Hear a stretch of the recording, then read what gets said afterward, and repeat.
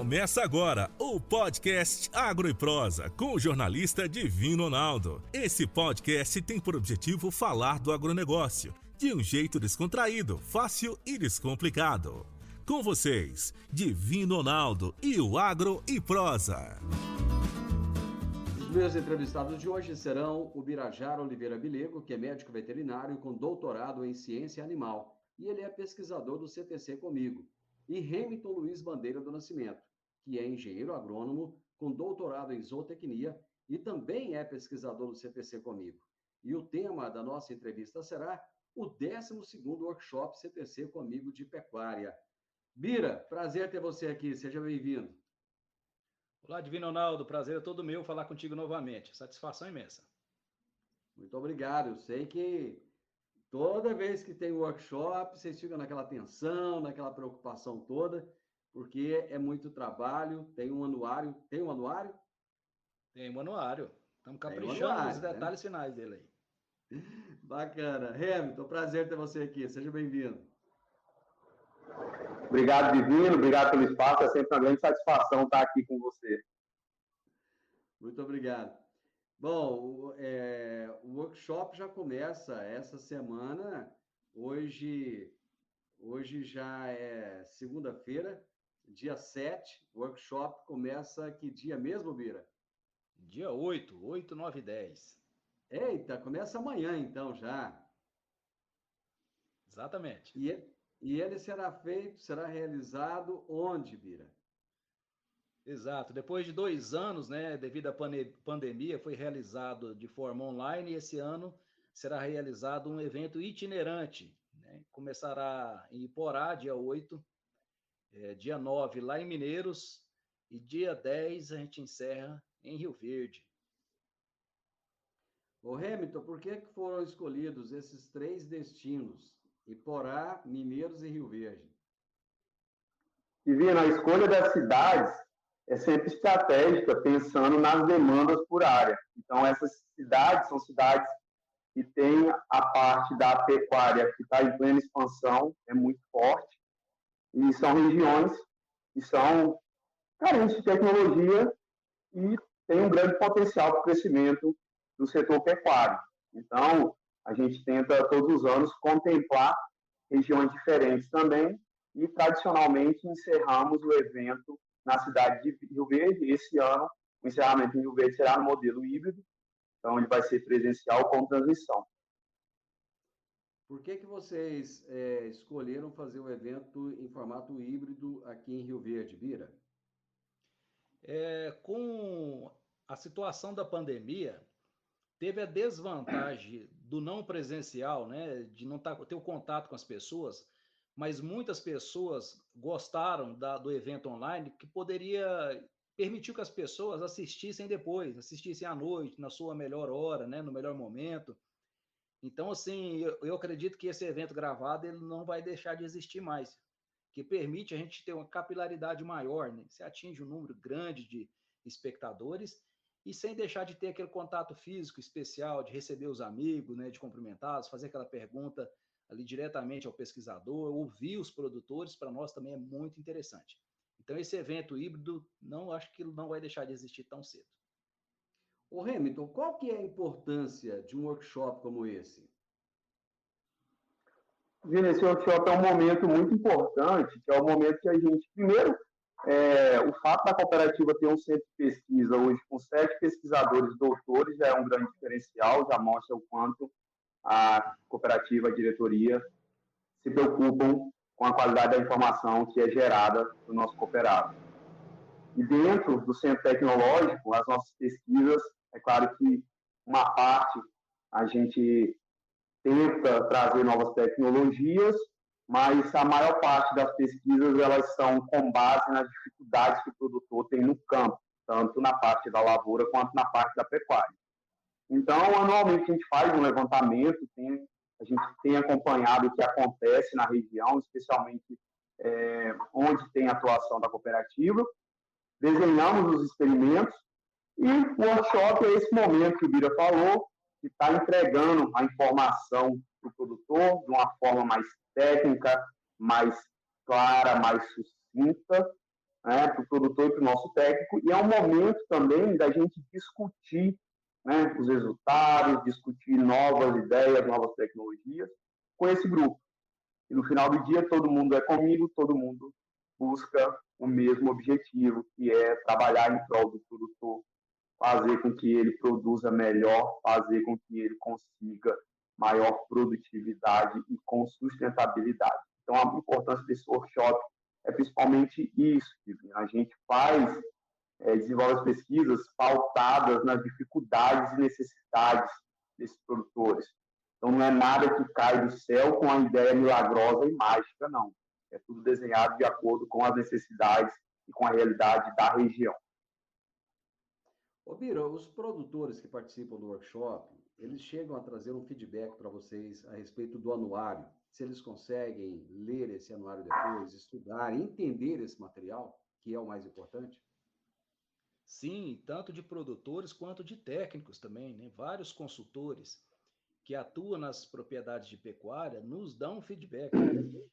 Até um exemplo que eu cito, no ano passado, ainda durante a transmissão, né, nós fizemos o evento online, e naquele mesmo dia eu recebi um feedback de um colega, um grande consultor de confinamento, que estava lá em Rondônia, atendendo um grande confinamento, e nos deu o feedback positivo do nosso experimento com confinamento e de um trabalho que o Hamilton fez sobre diferentes tipos de semente na implantação de pastagens. E ele achou aquilo de uma informação extremamente relevante e prática, porque na época que ele estava lá, coincidiu com a época que o pessoal estava implantando pastagens. Então, ele já tirou a dúvida de um monte de gente que estava lá em Rondônia. Você viu a distância, né? Por isso que o evento também online tem essa vantagem de chegar a distâncias muito maiores. Ô, Hamilton, vocês fazem experimentos aqui no CTC. O mesmo experimento que você faz aqui, ele serve para alguém que está lá em Rondônia ou ele tem que fazer alguma adaptação?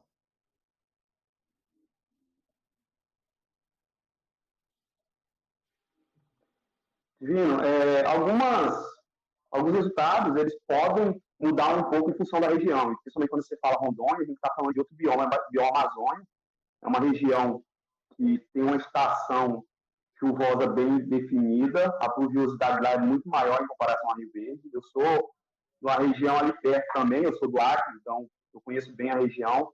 A gente está falando aí, se Rio Verde a gente tem uma média histórica de 1.400 milímetros ao longo do ano, em 6 meses, 7.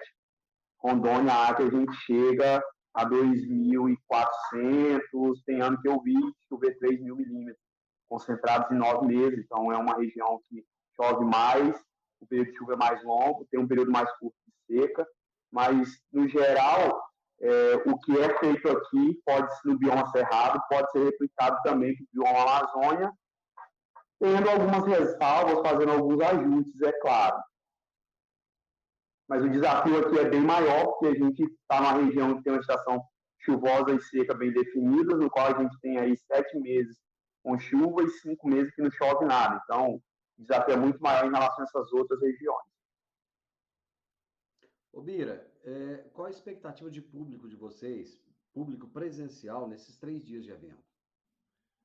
Divino, a expectativa é das melhores possível, né? Nós estamos há 2 anos sem ter o evento presencial e a amostra disso foi a Tecnoshow, né? Também 2 anos sem, foi um sucesso de público. A gente espera que esse sucesso se repita também no workshop de pecuária, porque o pessoal está ávido por informação e também por encontrar amigos, encontrar técnicos, né? Falar sobre pecuária, falar sobre conhecimento e trocar informações. Nossa expectativa é das melhores. Bom, o evento começa a partir das 13 horas. A expectativa de término qual é, o Hamilton? Desculpa, Divino. Pode repetir? O evento começa às 13 horas. Qual é a expectativa de término em cada um deles? Ou isso depende muito da participação do público presente? Em torno das 17 horas. O nosso planejamento para encerrar em torno das 17. Então, em média, a duração de 4 horas de evento, que tem as palestras com duração de aproximadamente 30 minutos, no final abre para discussão e tem um lanche no meio do evento. Então, a nossa expectativa é às 17 estar encerrando as palestras e discussões e iniciar o happy hour. O Bira, vocês, além de vocês dois, terão outros dois palestrantes, né, que são o André Pacheco Carvalho e o Elton Cabral. Quem é o André Pacheco Carvalho? O André é médico veterinário, ligado a uma empresa de sanidade animal, tem muita experiência na área de sanidade, né, e ele vai estar falando sobre essa parte que envolve a sanidade de animais jovens e de bovinos confinados. Então, ele tem muita experiência, anda o Brasil inteiro, é um consultor a nível nacional, então ele vai ter muita informação para passar aos produtores. E o Elton Cabral? O Elton é um consultor também ali da região de Mato Grosso, mas ele anda todo o Brasil também, né? A sede dele é em Mato Grosso. E também é consultor na área de gestão, na área de pecuária de corte. Tem muita experiência também a contribuir com o nosso evento. Bom, a primeira palestra é a sua, Bira, que é suplementação e terminação de vacas de corte de descarte, né? Como é que está a taxa de abate de fêmeas no Brasil atualmente? A taxa de abate ela oscila, viu, Divino Ronaldo? É sobre esse ciclo, né, de alta e baixa. Arroba movimento, o preço da arroba movimento, o número de abates aumenta ou diminui.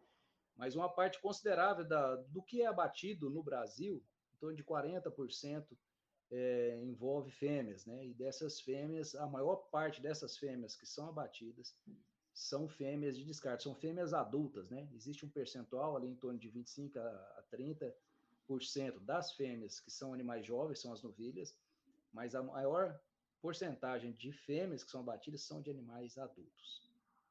Mas por que descartar a fêmea? Sim, existe um sistema, nas fazendas de cria ou naquelas de ciclo completo, essas fêmeas elas precisam ser repostas por uma série de fatores, né? Idade, baixa habilidade materna, problemas reprodutivos, mas principalmente é aquela que não se torna gestante, né? Aquela que ao final da estação de monta ou de acasalamento, ela chega lá e o veterinário faz o diagnóstico e é detectado que ela está vazia, né, no jargão das fazendas. E ela estando vazia, ela recebe uma sentença, porque ela não pode ficar na propriedade mais. Ela começa a gerar prejuízos. E ao ser descartada, a gente tem que dar o melhor destino para esse animal. Aí, daí para frente, que nós começamos a nossa avaliação e onde que nós teremos esses dados a serem apresentados aí nesse workshop. A maior proporção desse descarte é de novilhas ou é de vacas? São de vacas. Correto. Qual que é, o Bira, o objetivo dessa suplementação que é feito dessas vacas de corte para descarte? Perfeito, Divino Ronaldo. Isso aí vai de encontro àquilo que você mesmo mencionou no início, né? Que essas pesquisas nossas elas são abastecidas por demandas dos produtores rurais. Então, há uns 4 anos, produtores nos abordaram, assim, né? Se compensa ou não dar um suplemento antes do confinamento para animais, se isso reflete em algum desempenho adicional no confinamento, se isso representa alguma coisa a mais, influencia na carcaça, não influencia. Adicionalmente a essa informação, a essa dúvida, os produtores e técnicos nos abordavam assim, a adaptação em confinamento, ela pode ser feita com menos de 3 semanas, que o padrão todo mundo feito com 3 semanas. A adaptação, quando ele entra no confinamento, esse período inicial dura 3 semanas. E se eu fizer mais cedo, não adianta, não melhora, assim, porque o animal come uma mais dieta concentrada por mais tempo, mais alguns dias, e ele acaba desempenhando melhor. E nós juntamos essas duas dúvidas, né? Se o período de adaptação mais curto era benéfico ou não interferia em nada, ou pelo contrário, pudesse trazer prejuízos ao desempenho desses animais. E adicionalmente a isso, se dentro desses 2 tempos que nós iríamos testar, o que esse animal come antes do confinamento, lá ainda na fase de pré-engorda, será que isso teria efeito lá dentro do confinamento? E com essas dúvidas na mão, nós desenhamos o experimento que visou avaliar, assim, de 2 grupos. Eu pego um grupo grande, no caso aqui, desse ano, de vacas, e divido em 2. A metade eu faço o tratamento padrão, que a maioria faz. Suplemento somente mineral e pasto. No outro eu vou dar um suplemento mais enriquecido com proteína e energia, os famosos proteinados. E depois eu levo esses animais no confinamento. Aí eu subdivido esse grupo. Metade quem comeu mineral e pasto vai ser adaptado com 10 dias, a outra foi adaptada com 20 dias. Da mesma forma, eu fiz no quem comeu proteinado. E aí nós tivemos diferenças extremamente relevantes do ponto de vista de desempenho e efeito nas qualidades de carcaça. Você pode trazer algumas dessas diferenças aí para a gente? Perfeitamente. Já pode adiantar? Vou adiantar alguma coisa, mas o que a gente espera e que o produtor já imaginava é assim, se eu der um proteinado, uma condição melhor do ponto de vista nutricional para esses animais, com certeza eles ganham peso. Eles ganharam mais peso e entraram no confinamento mais pesado. Né? Dentro do confinamento, ele não desempenha melhor. Quando eu faço uma média, assim, o peso final menos o inicial, eles ganharam exatamente a mesma coisa. Então, o fato de eu dar um proteinado não melhora o desempenho de ninguém dentro do confinamento. Entretanto, aquele animal que já entrou pesado, mais pesado do que o outro, ele continua mais pesado, porque o desempenho foi semelhante, mas ele já entrou mais pesado. E ele termina mais pesado também.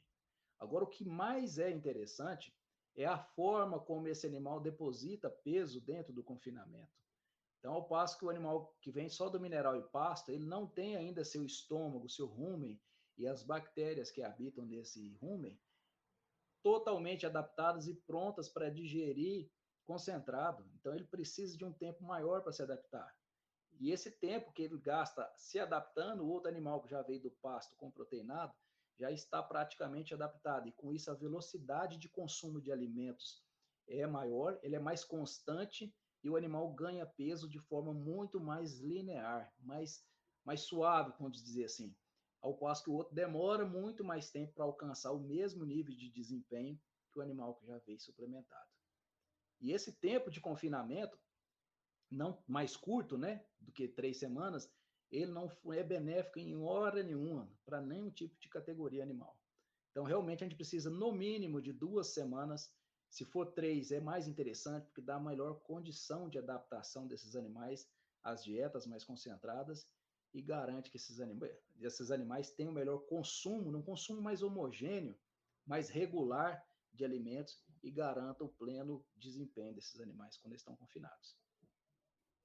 Resumindo, vale ou não o investimento nessa suplementação?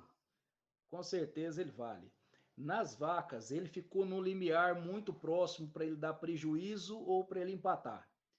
Agora, um detalhe que tem que ser levado em consideração, nós estamos passando, esse ano foi um ano de muita instabilidade de preços, o preço da arroba oscilou bastante, nós estamos num momento de preço de arroba baixa, e no começo do ano desse experimento a arroba estava alta, mas o preço dos insumos também estava muito alto.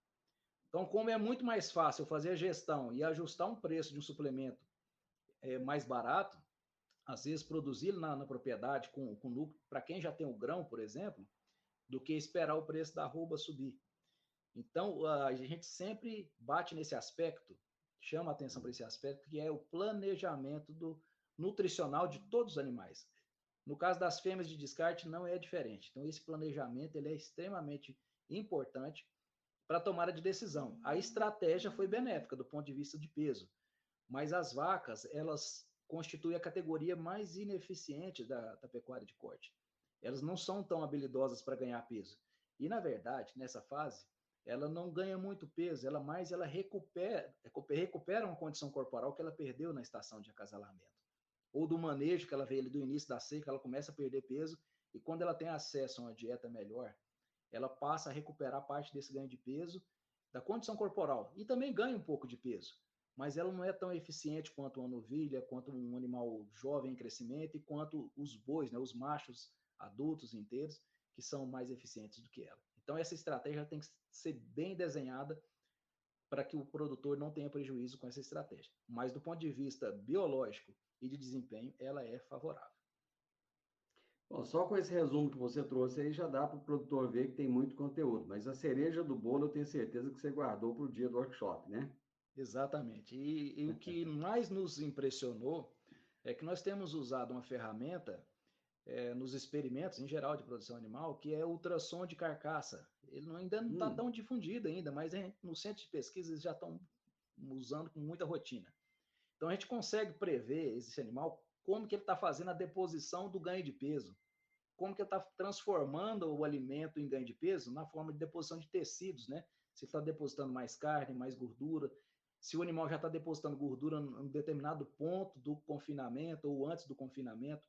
Isso nos deu informações valiosíssimas que nos permite dizer que essa estratégia ou aquela pode ser mais interessante porque ela influencia no peso desses animais, teve influência nos pesos de carcaça, no acabamento de carcaça. Então, são dados que o produtor só, assim, a gente também só tinha ideia, mas a gente não tinha nada validado, não tinha nada mensurado para poder afirmar categoricamente que essa ou aquela estratégia pode ser mais interessante do que a outra. Bom, é resultado da pesquisa, né? A pesquisa ela tem isso. Cada ano consegue trazer novidades, consegue trazer resultados novos. E isso é muito importante. Deixa eu falar um pouquinho aqui com o Hamilton. Apesar, quem está nos assistindo por vídeo vai perceber que a imagem do Hamilton está travada. A internet dele não está ajudando muito, mas o áudio dele eu creio que esteja legal e que dá para a gente avançar aqui no nosso bate-papo com ele. Hamilton, a sua palestra é Promotores de Crescimento para Pastagens. Eu gostaria que você nos falasse um pouco do tema que você vai desenvolver lá no workshop. Perfeito, Divino. Esse é um tema que ele está muito em evidência atualmente, né? Então, principalmente quando a gente fala nos fertilizantes foliares, né? É uma demanda grande, uma pressão de mercado que tem surgido muitas empresas com muitos produtos. Tem alguma coisa já consolidada para grãos, da soja, para o milho, principalmente para a soja, mas para forrageiras a gente ainda não tem muita coisa consolidada. E o pecuarista, ele gosta, né, de novidade, de inovação, e principalmente ele quer reduzir custo e acha que vai ter alguma solução mais fácil, mais barato, que vai resolver todos os problemas, e não é bem assim. Então, esses promotores de crescimento, que a gente começou de uma ideia inicial de avaliar alguns fertilizantes foliares, e, na verdade, a gente entendeu um pouco mais, além de fertilizantes foliares, que tem em sua composição macro e micronutrientes, a gente está trabalhando também com produtos que têm em sua composição aminoácidos, vitaminas, ativadores de rotas metabólicas específicas na planta, e temos também produtos à base de reguladores de crescimento, que seriam hormônios sintéticos, né? Hormônios produzidos na indústria para simular o que é produzido pela planta e agir da mesma forma. Então, a nossa ideia com esse trabalho é gerar resultados confiáveis e mostrar para o produtor, para o técnico, se realmente funciona, como funciona, em que cenário funciona e qual grupo de produto funciona melhor para que tipo de sistema de produção. Travou um pouquinho aqui na minha cabeça e eu quero entender melhor. Me explica melhor sobre esses promotores. Que promotores são esses mesmo? Divino, a gente tem promotores, tem produtos que, em sua formulação, a base são aminoácidos com diferentes fontes, são vitaminas, tem também combinações de aminoácidos com algum macro ou micronutriente, né? A gente tem produto também que é combinação blend só de minerais, macro e micronutrientes. Então, por exemplo, a gente tem produto que ele tem em sua formulação nitrogênio, potássio, fósforo, cálcio, zinco. E tem produto também que a gente avaliou que a sua formulação, composição, é a base de reguladores de crescimento, que seriam os hormônios sintéticos. Então, são hormônios que são produzidos dentro da indústria, semelhante ao que a planta produz naturalmente, quando ela está em uma boa condição nutricional e fisiológica. Então, dessa forma, a ideia seria acelerar ou potencializar alguns processos na planta. Tá. Se eu fizer uma adubação foliar, então, eu consigo trazer um bom resultado com esses promotores? Se fizer no momento adequado, numa planta que já está bem nutrida, e usar a dose adequada, e principalmente o produto adequado, você pode ter resultados melhores, sim. Tá, mas aí eu não preciso de fazer, então, uma cobertura com ureia, potássio, fósforo e outras fontes de fertilizantes? Então, Divino, esse é um dos grandes questionamentos que a gente queria responder com essa pesquisa, tanto é que a gente criou 4 cenários diferentes. Então, a gente tem um cenário com a forrageira mais produtiva e mais exigente, um pânico, e outro cenário com a forrageira menos produtiva e um pouco menos exigente, que é a braquiária, e ambos submetidos a 2 condições, simulando 2 sistemas de produção. Um mais intensificado, que recebe adubação e cobertura de nitrogênio e potássio, e outro que não recebe nada, não recebeu nada durante esse primeiro ano e recebeu só os foliares. Vale lembrar que a área onde a gente executou o trabalho é uma área que já estava com solo corrigido, foi feita correção na implantação, mas onde que eu quero chegar? O promotor de crescimento ou fertilizante foliar, ele não vem para competir ou substituir a adubação em cobertura. Por quê? Quando a gente pensa em nutrientes como o nitrogênio, o potássio, que a planta tem uma grande demanda e extrai muito do solo, dificilmente uma adubação foliar vai conter as quantidades necessárias que a planta precisa para atingir os seus melhores níveis de produtividade. Por exemplo, se eu pegar um foliar aí, que tem uma concentração de 10% de nitrogênio na sua formulação, na formulação líquida, e eu aplicar 2 litros por hectare, eu estou entregando uma quantidade muito pequena de nitrogênio. É menos de 1 quilo, são 200 gramas por hectare de nitrogênio. E quando a gente pensa em pastagens de alta produtividade, de alta performance, a gente trabalha com adubações de 40 a 50 quilos de nitrogênio. Então, uma coisa não vai substituir a outra. O que a gente busca é, com essas formulações, com esses promotores de crescimento, realmente ter algum nutriente ali ou alguma vitamina, aminoácido que vai estar prontamente disponível para a planta, vai atuar em alguma rota metabólica, em algum processo, e dessa forma potencializar algum processo fisiológico na planta que pode levar a aumento em produção de forragem, pode levar a aumento de produção de raiz, pode reduzir o estresse, a seca, pode melhorar a atividade fotossintética da planta, a absorção de nutrientes e, consequentemente, trazer melhorias na produção, na qualidade da planta. De forma alguma, a gente busca a substituição da adubação em cobertura como com a utilização do promotor de crescimento. Na verdade, ele vai servir como uma complementação, como se fosse a cereja do bolo.